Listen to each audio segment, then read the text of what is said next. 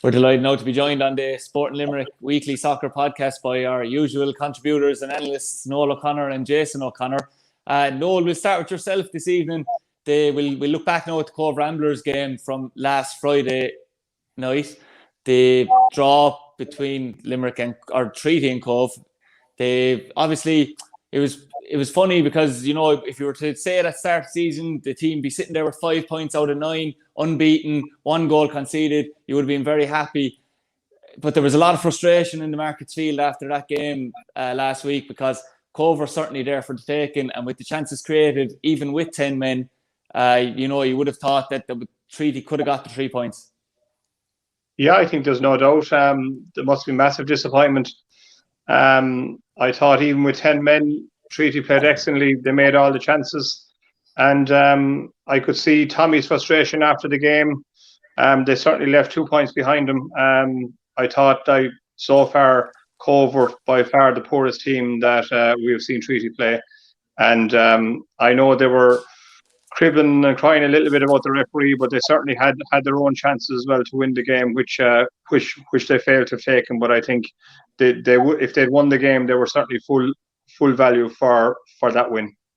Yeah, would you agree with that, Jason? Obviously, a lot of frustration from the Treaty players, the manager, and anyone that was in the ground on that night, and obviously watching on the stream, I'd imagine as well, because of the fact that it was a draw and not a victory, even with the 10 men.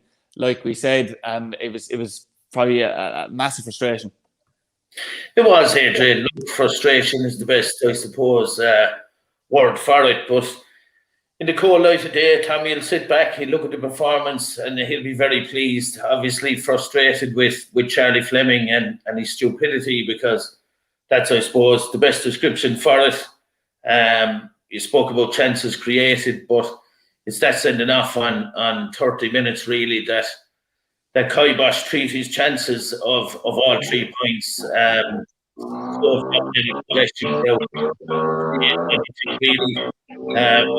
Treaty's chance to Edward McCarthy in the second half, obviously, but I think there was a dramatic improvement in the performance in the first kind of 30 minutes. Okay, there was a slow start. Cove probably had a chance inside the first minute with Turner, but after about 10 minutes, Treaty settled down. They started moving the ball, and as I said last week, looking to play the ball forward, and there was quite a bit of that in kind of a 20-minute period.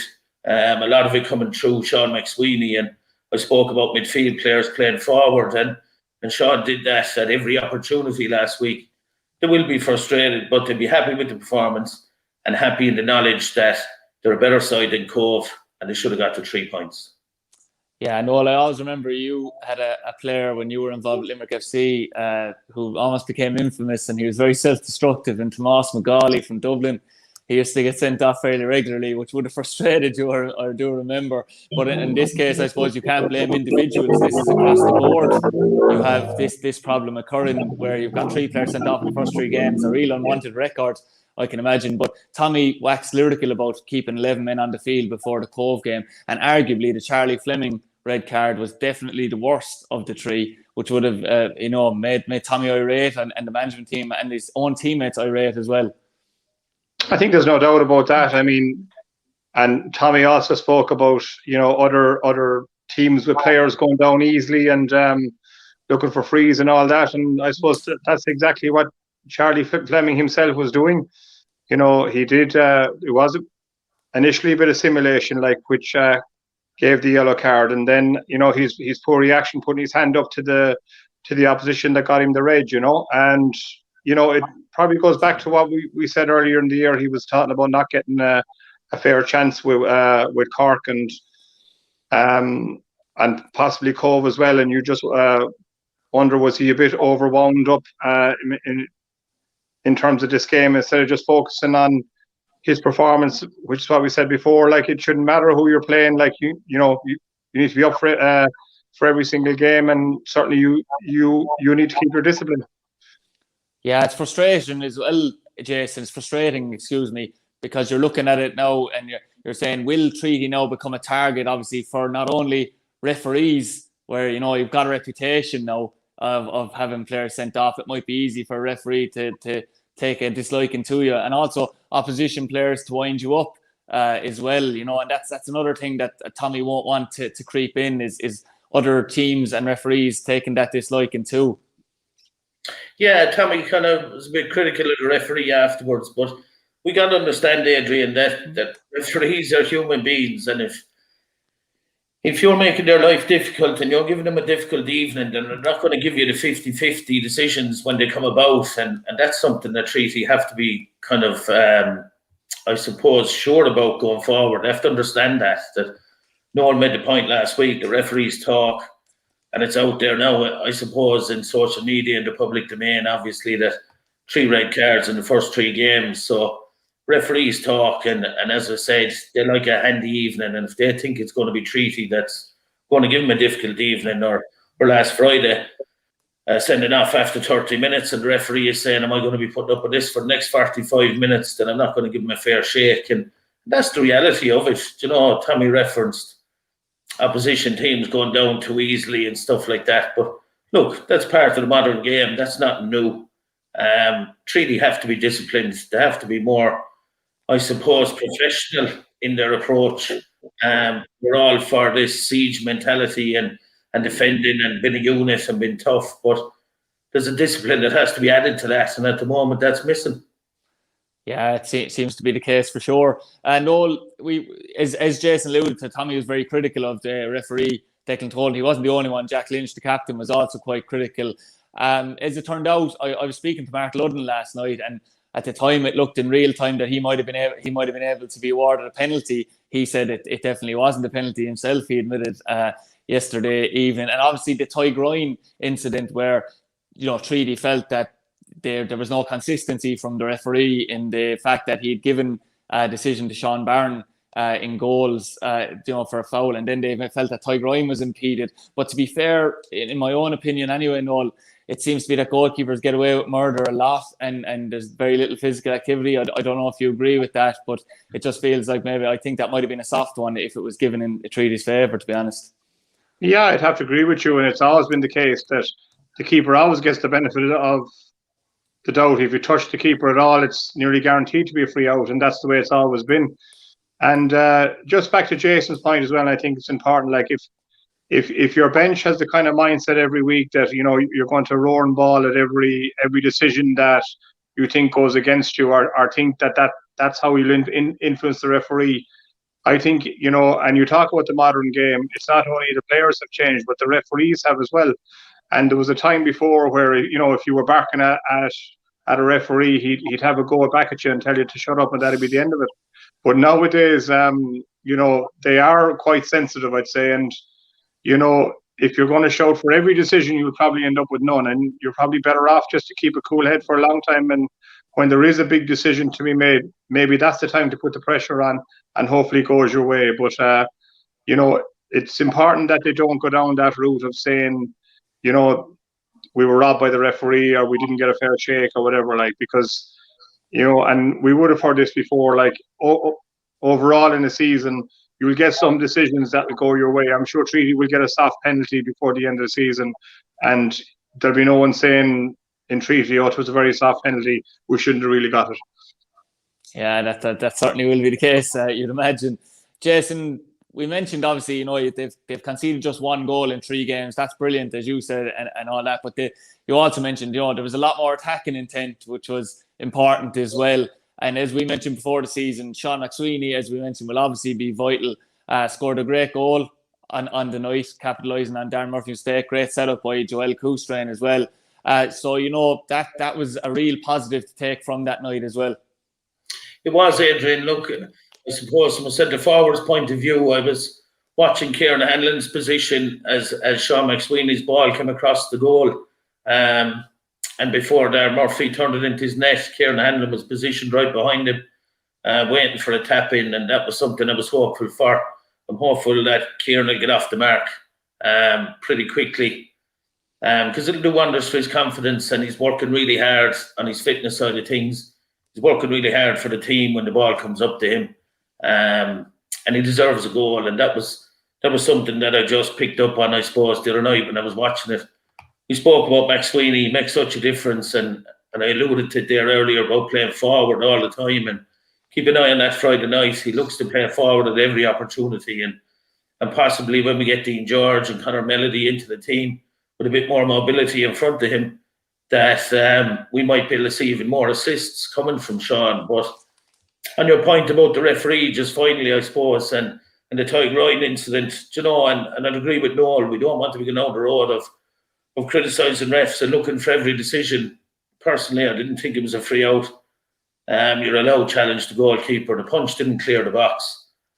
And obviously it was a super finish from Darren Walsh. But up to that, Tyg Ryan was fantastic. As I said, great save in the first minute from Turner. Came from a couple of crosses. And Cove didn't really create anything really clear-cut. They'd one from O'Leary just before half-time. But very good with his feet, Tyg. Kicking off the ground with both feet. But he'll be disappointed with the goal that he conceded. We can't be looking to the referee for stuff like that. Come and punch it. Make sure the punch clears the box and clears the danger, and obviously try to get back in position quickly. Yeah, certainly. And Noel, were you surprised by how lethargic and how poor Cove were? I know that after the game, when I was waiting to do my post-match interviews, Stuart Ashton kept that team locked in the dressing room for 15, 20 minutes, and there was a lot of shouting coming from it. He was very frustrated, felt they didn't make the extra man work. It's something, you know, we didn't exactly say that Cove would be really high up in the table. I know that a couple of us said they weren't even going to make the playoffs, but has it surprised you the way they've started the season? Because they certainly can't blame experience or even lack of options in the squad, really. No, I thought they were very poor. I just said at the start briefly, I thought they were far and away the poorest team we've seen. It didn't look like that Treaty had a man less. I thought Treaty played really good football in the second half as well, particularly down the left-hand side. I actually thought at half-time, two things. I was wondering where Cove were going to get their goal, even though they had a man extra, and I had a little fear that there was a little chance the Treaty might end up with 9, just the way the game was going and the frustration coming from the bench. But obviously, obviously not about the Cove goal. I was wrong about that, and I was happy to be wrong about the sending off as well. But certainly very, very poor, I thought Treaty were miles better than them. And certainly if they hadn't had that moment of stupidity, I could have seen them win that game by a couple of goals. Which, you know, and I know it's very early in the season, but, you know, as Jason would have said, to do wonder for confidence.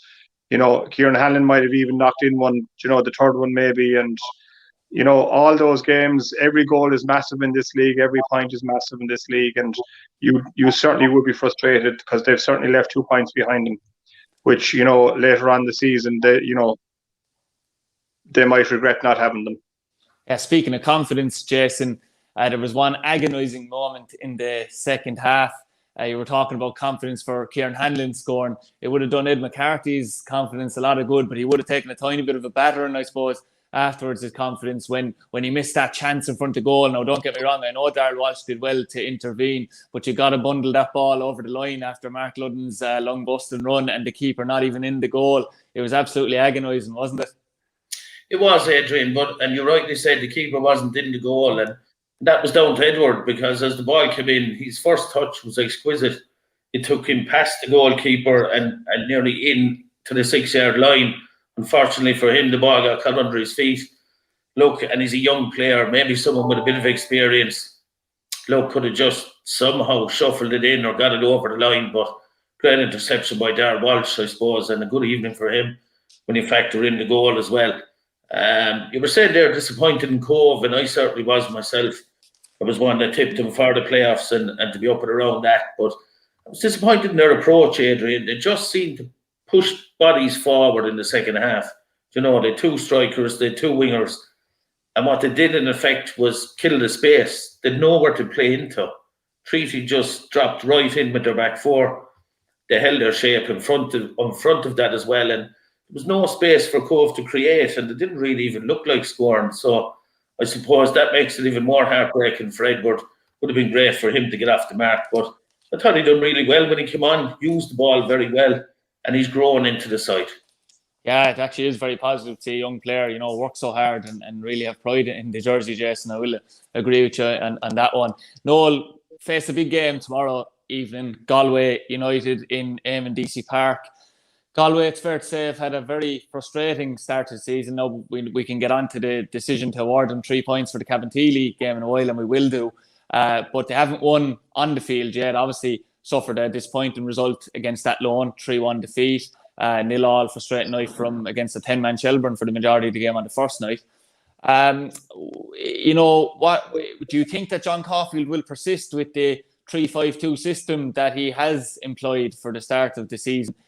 Because he obviously had to change it very quickly against that Athlone. But do you expect him to revert type tomorrow evening against Treaty? I'm not really sure. I think he probably will. I think he's not a guy, to ditch something if he obviously thought at the start of the season it was the way he wanted to play and he had to change against that Athlone. I think, the fact that they're at home tomorrow, they certainly haven't started the fire yet. It's a kind of a free shot for Treaty, I think. And, at the start of the year, we spoke about Galway, and I might be held up to be wrong again, but I can't see them scoring a massive amount of goals in the game. I don't think Treaty have a lot to fear. I think that, that Galway might monopolise the ball, but I think, the way Treaty have improved a little bit, that they might get a chance, a bit like Athlone at the start, on a counter-attack, to maybe nick a goal. And if they could, it would be a real test for Galway, who haven't really got going. And I remember being in matches myself, and I would have said after them, we got murdered 1-0. And I think, Galway could be one of those teams where, you'll hardly see the ball and you will feel like that you were beaten 3 or 4-0 and the score might be 1-0 at the end. So, if you play a team like that, are not kind of free scoring when they're on top in the game in terms of territory and possession, always gives you a little chance maybe to nick a point or even something better. So definitely a tricky game for Galway United. They haven't played last week.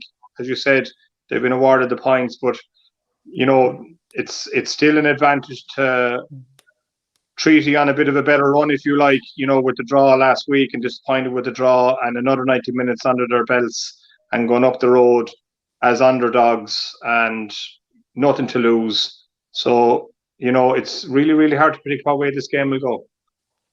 Yeah, certainly. And that's a position we were hoping to be in rather than going up there with a lot of fear to Eamon DC Park. Jason, we mentioned obviously how hard Kieran Hanlon was working at the start of the season, and so far, he has done. It's one thing I noticed though against that Athlone was I felt that even though Galway, do possess pace going forward, maybe on the wings, and that they were caught out 3 times by pace. I felt against that Athlone in the game in Lizzie Woolen, especially down the Stephen Walsh side of things with Adam Wickstead, James Duna and Stephen Meany. It's probably a night where we would have loved maybe to have a player maybe like Dean George and the likes of Conor Melody there, as well as Joel Coustrain to cause them more hassle down the sides. Yeah, most definitely. I suppose Adrian Athlone took the approach with Galway that they were going to press them in the middle of the field, and they weren't going to let Shane Duggan and Conor McCormack have time on the ball to be dictating the play. And I suppose that's a tactic that Tommy might employ tomorrow night. I'd be tempted, if it was myself, to let him have it in certain areas and get your press sorted and get your shape ready for when you do press and win the ball.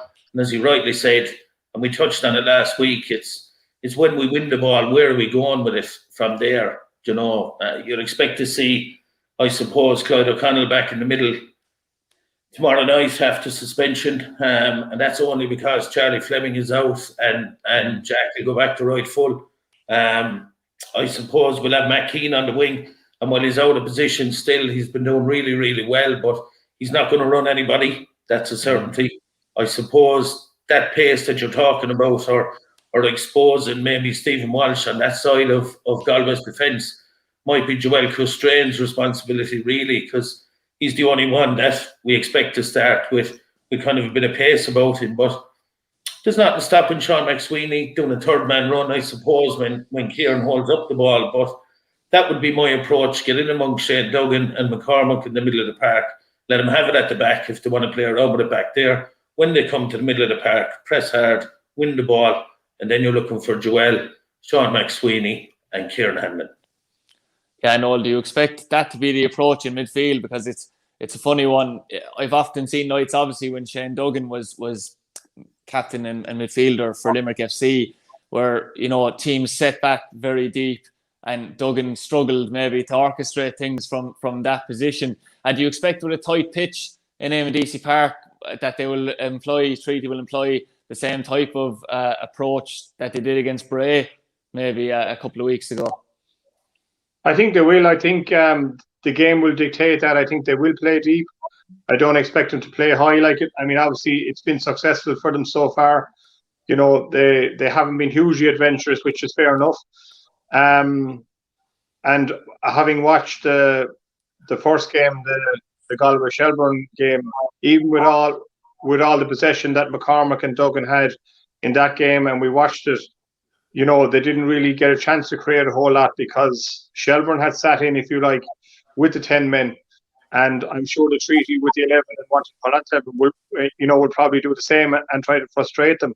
And you think for Galway now at the moment, it shouldn't take a huge amount to frustrate them. And certainly what Treaty don't want to do tomorrow even is to concede an early goal. So the longer that game goes on at 0-0, the more frustrated that, you know, the Galway players and probably management will be getting as well.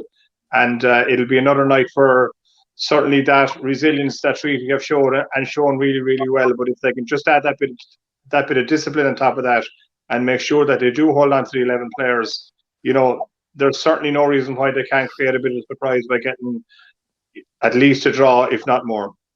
Yeah, Noel is certainly right there, Jason, that, you know, it's vital that you don't concede early because Galway, there's a lot of pressure. I was just speaking to Vinny Farty there, who'll be on co-commentary duty in MDC Park, and he said that Galway do struggle when teams sit back against them, and, you know, he feels that the strikers wouldn't be suited against that.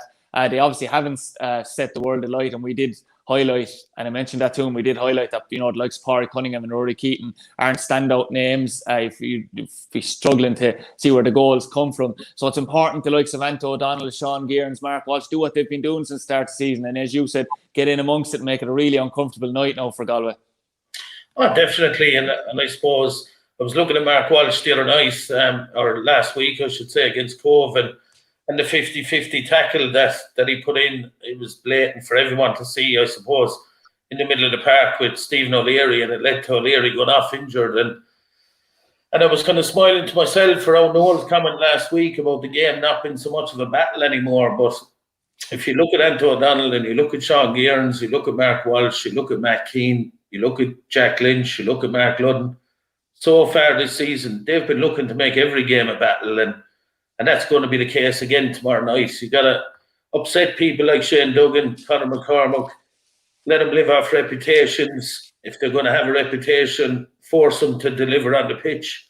And they haven't been delivering. So you can nip away at the confidence of Galway by not conceding early, as Noel said. And first goal is vital, but if Treaty can keep it scoreless for maybe the first 20 minutes, get a foothold in the game and start imposing themselves then from there, then a result isn't out of the question. You know, Pádraig Cunningham's a doubt for tomorrow night, as is our own Killian Browder and Conor O'Keefe for Galway. So, as we keep saying, they're not blessed in the final thirds. They lost Francila Lambato, as we said earlier in the season, with a broken leg. So, they're not turning in loads of goals. It's our job, or Treaty's job, to make it a difficult evening for them. Do not give them anything easy. Force them into mistakes and get a foothold in the game.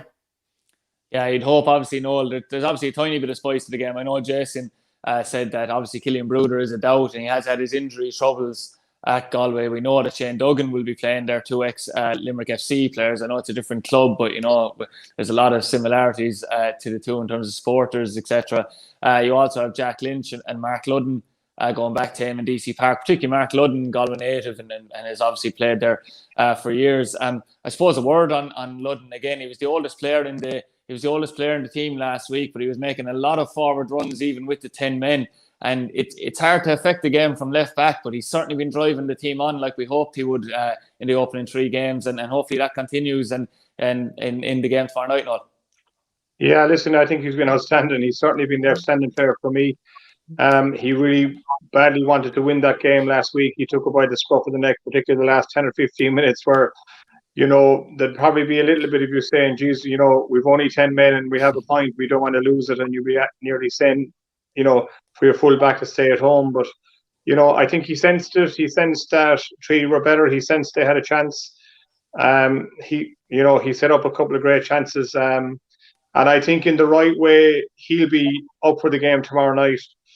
You know, if we compare him to Charlie Fleming, who was up for the game last week, but probably in the wrong way. I wouldn't have any worries about the likes of Mark Ludden losing his head. He seems to be very, very professional in his approach, the way he plays. And Jason mentioned Joel Coltrane, and I suppose I thought, in fairness, last week was the day for him to really shine. A guy who's played in the Premier League with Shamrock Rovers a couple of years ago. I would have expected a little bit more out of him, particularly in the second half when the game was in the balance, and how well his left back was playing. So I think it's probably a night for him, certainly, to maybe just step up his performance a little bit and show us a little bit more, because Jason, in fairness, has mentioned 4 or 5 guys in his spot on who've done very well. And we're talking about Mark Ludden, we're talking about Sean McSweeney. We need Joel Coltrane to get to that level of the level of performance that those guys are doing, and maybe just put a little bit more shine on the overall performance. Yeah, we certainly hope that is the case going forward, Noel. Jason, we mentioned earlier, only in passing, that Galway were awarded 3 points, and they're coming in now to this game on the back of 3 points without actually kicking a ball. They were awarded 3 points for the postponement of the Cabinteely game last week due to the positive Cabinteely COVID case. Do you agree with the decision to award them 3 points? I know on a personal note, I'm from reading between the lines, I certainly am beginning to think that it was the right approach, because apparently the FAI have made every club aware that, you know, if you've got 14 to 15 fit players, even if you have a COVID case or two, as long as they're not close contacts, that, you know, that you should be able to field the team. So it cuts out the likes of calling games off like this 3 and 4 hours beforehand. Yeah, it does, Adrian, and of course I'll agree with the decision. The FAI obviously set out the clear boundaries for people around COVID, and we are the safest sport that's widely accepted, you know, and it's because of the stringent guidelines, I suppose, that are in place, and it's helping the whole country, I suppose, recover from COVID and its restrictions. We're all delighted that restrictions are eased, but it's imperative that clubs follow the guidelines, I suppose, Adrian, and while it'll be a welcome 3 points for Galway, there'll be no one looking at league tables just yet, and how much it'll do for morale in the camp is debatable. I know among players, when you're given 3 points, of course you're glad, but it's not going to lift the spirits of the group. Don't get me wrong. The only thing that's going to do that is a good performance from the players on the pitch. We've seen the start that they've made, very slow start. They look at it, 2 points dropped against Shells. Athlone beat them and deservedly beat them. So gaining the 3 points off the Cabinteely game, while welcome, won't necessarily mean wonders for morale for Galway, and that's something we can really play on tomorrow night and give them nothing easy. Don't give them a goal, get in their faces and make it very, very difficult for them. Yeah, absolutely. A quick glance, Noel, at the fixtures from last week, the results, should I say, will give you an indication as to how unpredictable, I suppose, this division is going to be every week to predict results. Shelburne just about got over the line against Wexford 1-0. I heard, without actually seeing the game, that Wexford had good chances themselves to score before Shelburne had even got the goal. You also have Athlone Town picking up a 1-0 win with a late James Doona goal against Cork City. And obviously the 0-0 draw with UCD and Bray. So it really does feel like we could be at least halfway into the second round of games before we see a pattern in this division emerging. Certainly, yeah, we would have said that as well. And like there is 5 teams or 6 teams that, you know, will feel that they're in with a show. Certainly the first series of games, it's normally into the second series before you get a small bit of a pattern. But no massive surprises really. You probably the Cork game looked like it was petering out for a draw between Athlone. There was a bad mistake by a Cork defender which let Athlone in, and that's the way it's going. Athlone are getting the wins, a little bit of confidence, and that kind of breeds to more wins. And that's why we said, earlier on, that it's not only the 3 points you get, say, if Treaty got them last week, but the confidence it gives the group. Having got the win, it generally gives you a better chance to to get into a run. But it's early days yet, and as you say, the results are all over the place. Yeah, and as I always finish on putting you on the spot, my favourite moment to ask you, Jason, what you think what your prediction will be, for the game tomorrow evening between Galway and Treaty. I think Treaty are well capable of getting a draw, Adrian, and they take a draw if they were given it now, I believe. Look, we're making predictions, we're guessing on it. It could easily go against them if they concede early and Galway get a foothold in the game. But look, you're asking me for a call. I think Treaty are capable of getting a draw out of there, and they'd be delighted if they did. Yeah, Noel, what about your own prediction? Yeah, I was kind of intimated now. I think I can see Galway scoring a hatful of goals, and with that, and just the way things are going I could see it being a 1-1 draw. Yeah, but to be honest, I know you were saying Treaty and the management team will take a draw. I think we all agree that would be a good result to keep maintain the unbeaten run.